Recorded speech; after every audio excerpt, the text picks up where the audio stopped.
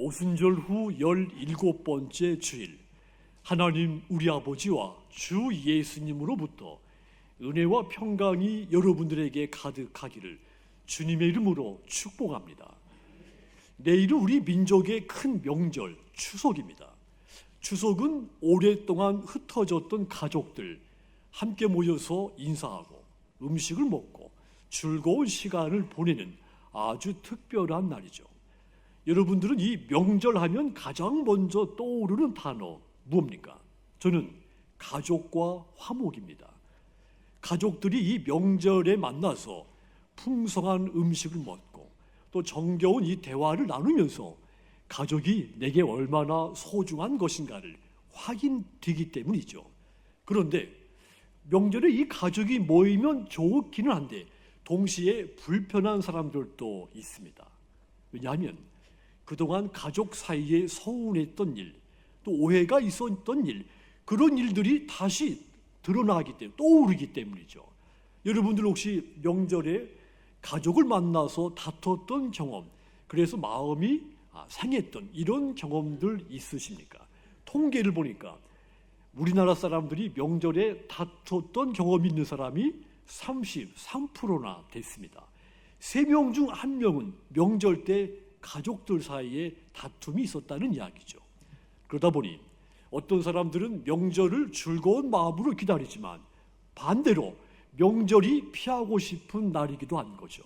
그런데 잠언서 17장 1절 보시면 마른 떡 한 조각만 있고도 화목하는 것이 제육이 집에 가득하고도 다투는 것보다 낫다.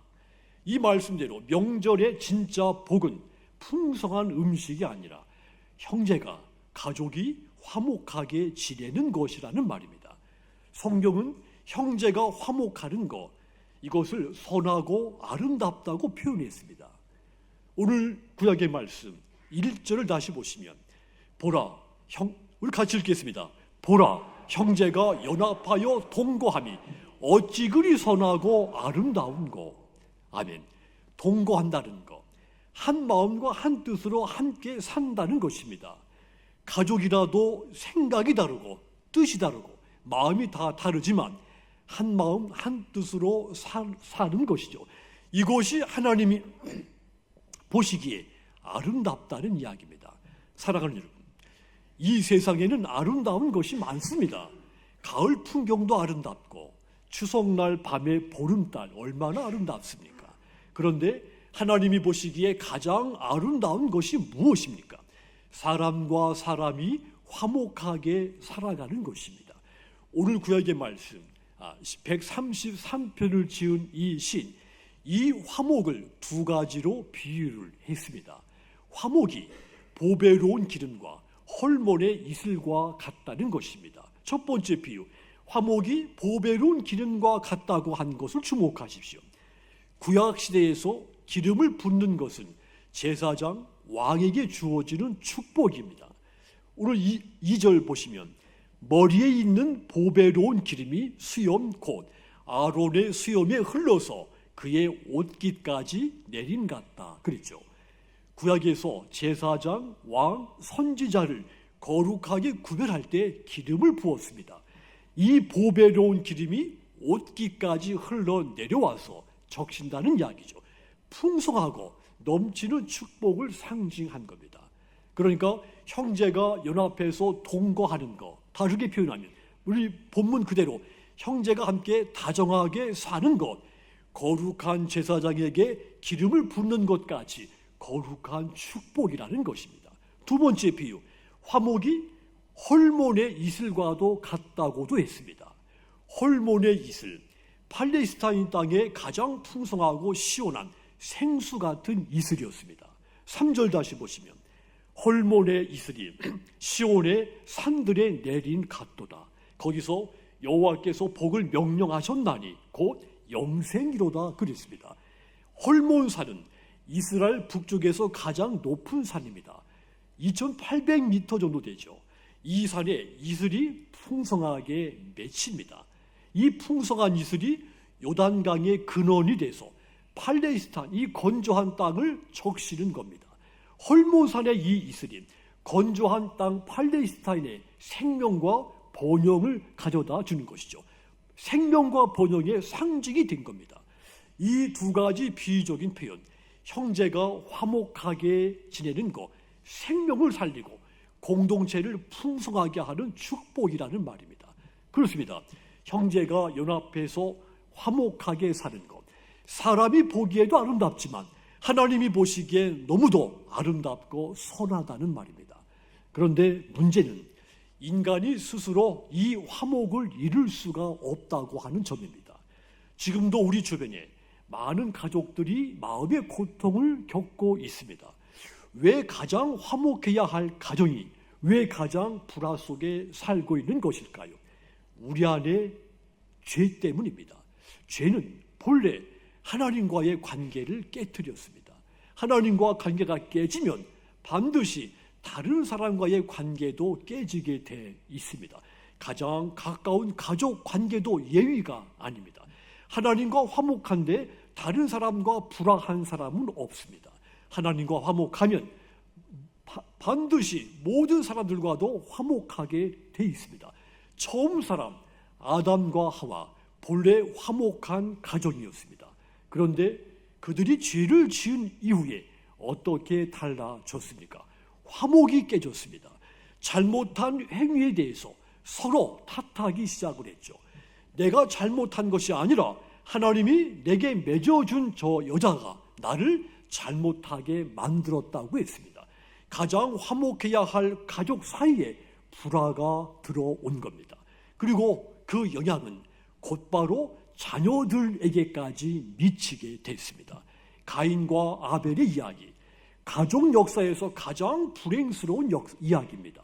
가인이 아벨을 시기한 나머지 하나밖에 없는 동생을 죽인 겁니다. 죄가 최초의 가정의 화목을 깨뜨린 겁니다. 죄가 들어오면 가장 가까운 관계가 가장 먼저 깨지게 되는 겁니다. 인류 역사를 되돌아보아도 마찬가지죠. 나라와 나라가 전쟁을 벌이는 이유, 두 나라 사이의 화목이 깨졌기 때문입니다. 죄의 본성이 인간 사이의 화목을 무너뜨리고 국가 간에도 서로 뺏으려고 하는 욕망을 불러일으켜서 마침내 전쟁을 하게 만든 겁니다. 민족과 민족이, 가정과 가정이, 교회와 교회가 서로 화목하지 못하는 근본적인 원인, 죄입니다. 그 죄가 모든 것을 파괴하는 겁니다. 그렇습니다. 죄는 항상 화목을 깨뜨리고 사랑을 갈라놓고 진리를 파괴합니다. 악한 힘으로 우리 안에 작용을 합니다.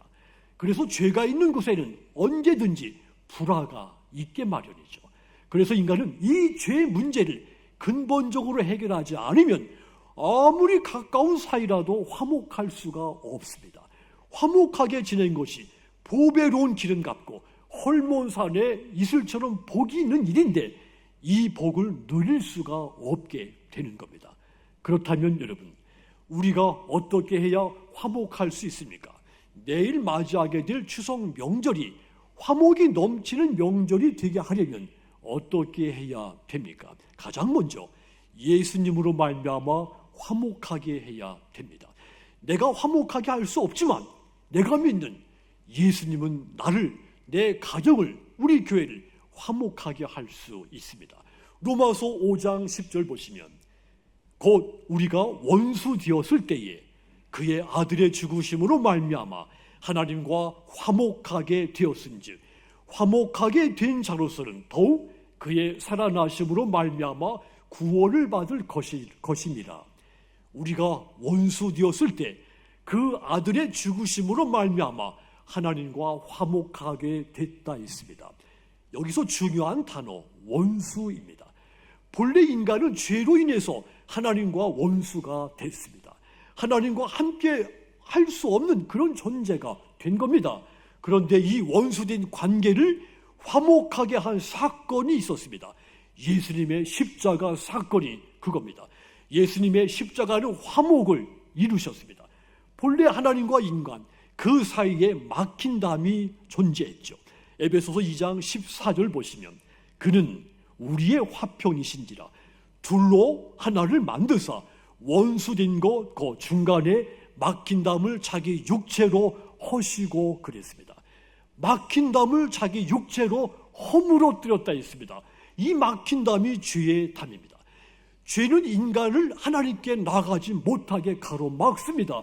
이 죄의 담, 마치 높은 장벽 같아서 내가 선을 행하고 내가 의를 행하도 결코 이 담을 넘을 수가 없습니다. 그런데 예수님께서 십자가에서 자신의 몸을 찢으심으로 이 막힌 담, 내가 넘을 수 없는 이 담, 단 한 번에 허물어뜨린 겁니다. 예수님께서 십자가 위에서 마지막 하신 말씀, 가상 7월의 마지막 말씀 기억합니까? 요한복음 19장 30절 기록된 말씀대로 따라합시다. 다 이루었다. 예수님이 다 이루었다 이 말씀하시는 순간 성전의 휘장이 위에서 아래로 찢어졌습니다. 하나님과 인간 사이 가로막고 있던 담이, 죄의 담이 허물어진 겁니다. 그래서 이제는 누구든지 담대히 하나님 앞에 나갈 수 있게 된 겁니다. 이것이 바로 예수님이 십자가에서 이루신 화목인 겁니다. 그런데 십자가의 성취는 여기서 끝나지 않습니다. 예수님은 십자가에서 하나님과 우리 사이의 담도 허물었지만, 화목하게 했지만 사람과 사람 사이의 화목도 이루셨습니다. 인간관계가 왜 이렇게 힘든지 아십니까? 서로 자존감을 세우려고 하기 때문이죠. 서로 용서하지 않고 자기 이익을 먼저, 자기 명예를 먼저 생각하기 때문입니다.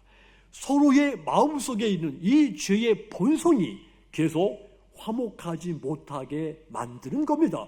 그런데 십자가가 그런 인간관계까지 바꾸어 놓은 겁니다. 에베소서 2장 16절 보시면 또 십자가로 이 둘을 한 몸으로 하나님과 화목하게 하려 하십니다.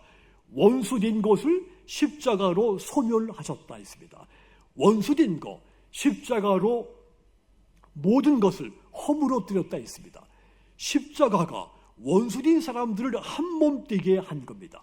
십자가가 유대인과 이방인을, 종과 자유인을, 남자와 여자를, 부유한 사람과 가난한 사람, 이 모든 차별, 장벽을 허물어뜨려서 한 몸 되게 한 겁니다.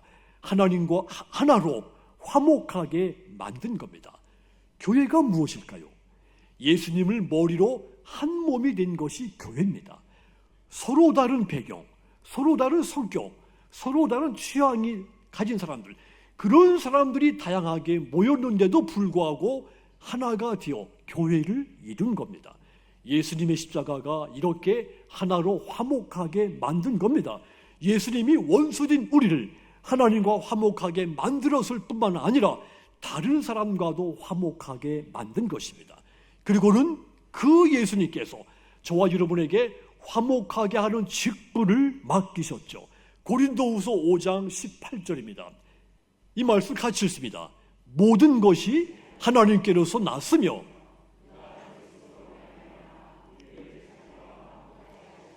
또 우리에게 화목하게 하는 직분을 주셨으니 아멘. 예수님으로 말미암아 화목하게 된 저와 여러분, 이제는 다른 사람과 화목하게 하는 직분을 맡기셨다 했습니다. 그렇다면 여러분, 내일 맞게 될 추석 명절에 어떤 마음으로 가족을 또 지인들을 만나야 되겠습니까? 화목하게 하는 직분을 맡은 사람으로 가족을, 지인들을 만나시기를 바랍니다. 혹시라도 가족 중에 미운 사람이 아직도 있습니까? 아직도 내게 가족인데 내게 상처를 줬습니까? 아직도 용서하지 못한 가족들이 내 마음속에 있습니까? 지난 명절에 다퉜던 것이 아직도 그 앙금이 남아 있습니까? 그렇다면 내일 명절에는 예수님께서 나를 위해 어떻게 하셨는지를 생각하시기 바랍니다. 십자가 앞에서는 모두가 죄인일 뿐입니다. 십자가를 바라보면, 예수님의 십자가를 바라보면, 그 십자가를 생각하면 내가 옳고 네가 틀렸다는 주장은 무너지게 됩니다. 예수님의 그 십자가가 가족 모두를 화목하게 하는 겁니다. 그러므로 여러분, 이번 추석 예수님의 십자가를 기억하시고 예수님으로 말미암아 모두 화목한 가정들 다 되시기를 바랍니다. 그래서 보배로운 기름, 홀몬의 이슬과 같은 복이 여러분들 가정에 가득하게 임하기를 주님의 이름으로 축복합니다. 또한 우리가 어떻게 화목하게 할 수 있을까요? 선행과 나눔으로써 화목하게 할 수 있다 했습니다. 히브리서 13장 16절 보시면 오직 선을 행함과 서로 나누어 주기를 잊지 말라. 하나님은 이 같은 제사를 기뻐하신다 했습니다. 너희의 선행과 나눔이 하나님이 기뻐 받으시는 제사라고 했죠. 그러니 선행과 나눔을 잊지 말라 그랬습니다. 그렇습니다. 하나님은 오늘도 저와 여러분의 예배를 기쁘게 받으시는 분입니다. 그런데 그 예배가 선행과 나눔으로 드러나게 해야 한다는 것입니다. 교회 안에서 찬양하고 기도하고 예배하는 것, 우리 인생에서 가장 중요한 일입니다. 우리가 하나님을 예배하기 위해서 하나님으로부터 지은받은 존재이기 때문이죠. 예배는 내가 존재하는 궁극적인 목적인 겁니다. 내가 예배를 통해 하나님을 영화롭게 할 수 있기 때문이죠. 그런데 하나님은 그런 우리에게 너희 선행을 행하고 너희 나누는 것이 곧 나를 예배하는 것이라고 말씀한 겁니다. 우리 예배가 일상 속에서 드러나야 된다는 이야기죠. 그만큼 하나님이 우리가 일상 속에서 선을 행하고 물질과 마음을 나누는 것을 너무도 기쁘게 여기신다는 뜻입니다. 그렇다면 여러분, 선을 행한다는 것이 무엇일까요? 하나님의 선한 뜻을 따르는 겁니다. 크게 생각할 필요가 없습니다.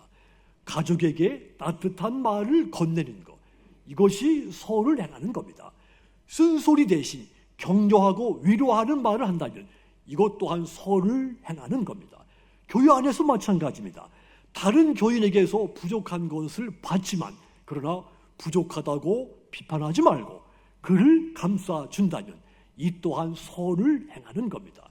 나보다 힘이 약해 보이는 사람의 짐을 내가 대신 들어준다면 이 또한 선을 행하는 겁니다. 우리가 그렇게 살 때 하나님이 기뻐하시며 영광을 받으신다 했습니다. 예수님께서도 마태복음 5장 16절에서 말씀했죠. 이같이 너희 빛이 사람 앞에 비치게 하여 그들로 너희 착한 행실을 보고 하늘에 계신 너희 하나님께 영광을 돌리게 하라. 너희 선한 행동으로 하나님을 영화롭게 하라 했습니다. 성경은 여기에 더 덧붙여서 오늘 히브리서 13장 16절 다시 보시면 오직 선을 행함과 서로 나누어 주기를 잊지 말라. 하나님은 이 같은 제사를 기뻐하신다고 했죠. 서로 나누어 주기를 잊지 말라 했습니다. 성경에서 나누어 주라는 말은 네가 가지고 있는 물질을 나누어 주라, 이 단순한 뜻만 있는 것이 아닙니다. 시간을 나누고 너희 마음을 나누고 너만 잘할 수 있는 재능을 나누라는 말입니다.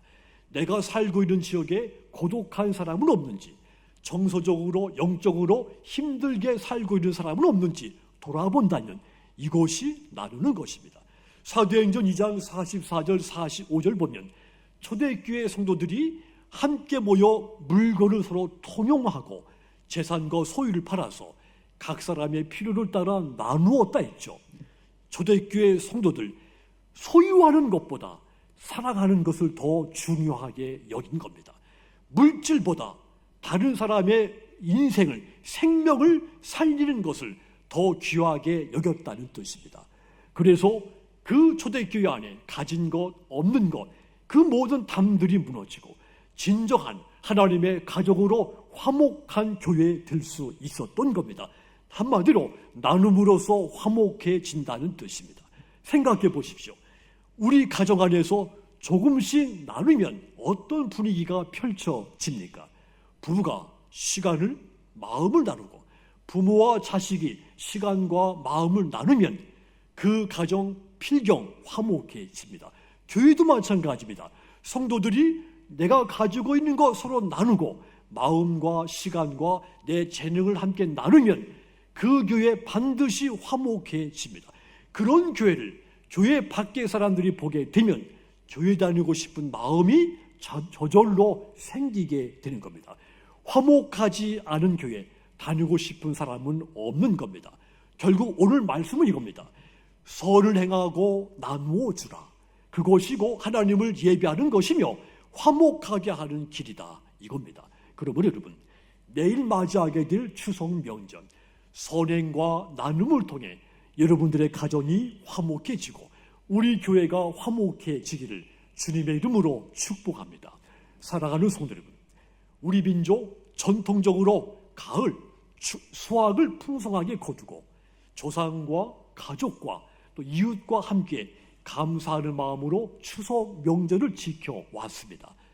그래서 이 추석은 단순하게 쉰다, 쉴 이런 개념이 아닙니다. 풍요를 함께 나누고 화목을 이루는 날입니다. 추석의 본질, 풍요와 감사와 화목인 겁니다. 그런데 화목하기 위해서 알아야 할 중요한 지혜가 필요하죠. 이어룡 교수의 책 길을 묻다, 이 책 안에 보면 호저의 공간이라는 이야기가 있습니다. 이 호저, 고슴도치같이 온 몸에 날카로운 비늘이 돋친 동물입니다. 어느 추운 겨울날 두 마리 호저가 산속에서 만나게 됐습니다. 호저들은 몸을 덮이려고 추우니까 서로 가까이 다가갔습니다. 그랬더니 가까이 몸을 붙이자 날카로운 바늘이 서로를 찔렀습니다. 너무 가까워지면 서로의 가시에 찔리게 되고, 그렇다고 또 너무 멀어지면 너무 춥습니다. 이 두 마리 호저가 아이 추워, 아이 따가워 이렇게 뒤풀이하다가 어느 순간 춥지도 않고 찔리지도 않는 이상적인 거리, 공간을 발견하게 된다는 뜻입니다. 인간관계가 이와 같습니다. 우리는 모두 각자의 가시를 가지고 있습니다. 그 가시 때문에 다른 사람에게 가까이 가면 그에게 상처를 주고, 또 반대로 내가 또 그로부터 상처를 받기도 하죠. 또 너무 멀어지면 또 서로 춥고 외롭고 고독하기도 합니다. 가시가 있는 사람들이기 때문에 너무 가까이 다가가면 또 멀어지면 이런 불행한 일들이 생기는 겁니다. 가까운 가족에게도 예의는 없습니다. 그래서 가까이 사이일수록 적절한 거리, 호저의 거리가 필요한 겁니다. 가족 간에도 서로 이런 가시를 인정하고 적절한 거리 유지하는 지혜가 필요하다는 뜻입니다. 그 거리가 존중의 거리, 사랑의 거리, 용서의 거리, 이해의 거리입니다. 그런 공간, 그런 거리가 반드시 필요한 겁니다. 우리에게 그 거리를 유지하는 지혜가 절실하게 필요한 거죠. 우리가 이 호저의 공간, 호저의 거리를 유지하면 그 빈 공간을 따뜻하게 메워주시는 분, 예수님이 계신 겁니다. 예수님은 내가 만든 이 호저의 거리, 존중, 배려, 용서, 이해의 거리, 이 거리를 가득 채워줍니다. 우리 가정에 예수님이 계시면 메꿀 수 없는 것 같은 이 호저의 거리 충만하게 메꿔져서 온 가족이 화목해질 수 있습니다. 그러므로 여러분, 이번 추석에 여러분의 모든 가족이 예수님을 모시기를 바랍니다. 추석 명절 하나님께서 우리 민족에게 주신 특별한 날이라고 했습니다. 온 가족이 함께 웃고 즐거운, 이것이 바로 하나님이 우리 명절을 통해 성도들에게 기뻐하시는 모습입니다. 그런데 그 즐거움 단순히 풍속에 머물게 해서는 안 됩니다. 오직 예수님의 십자가로 말미암았을 때, 선행과 나눔이 있을 때 이 즐거움, 이 기쁨이 영원한 즐거움, 기쁨이 영원한 화목이 되는 겁니다. 그러므로 여러분, 내일 맞이하는 추석에 오늘 구약의 말씀 그대로 보라, 형제가 연합하여 동거함이 어찌 그리 선하고 아름다운고, 이 말씀 문자 그대로 여러분들의 가정, 또 우리 교회, 또 우리 민족 안에 화목이, 기쁨이, 풍요로움이 가득 넘치게 되기를 주님의 이름으로 축복합니다.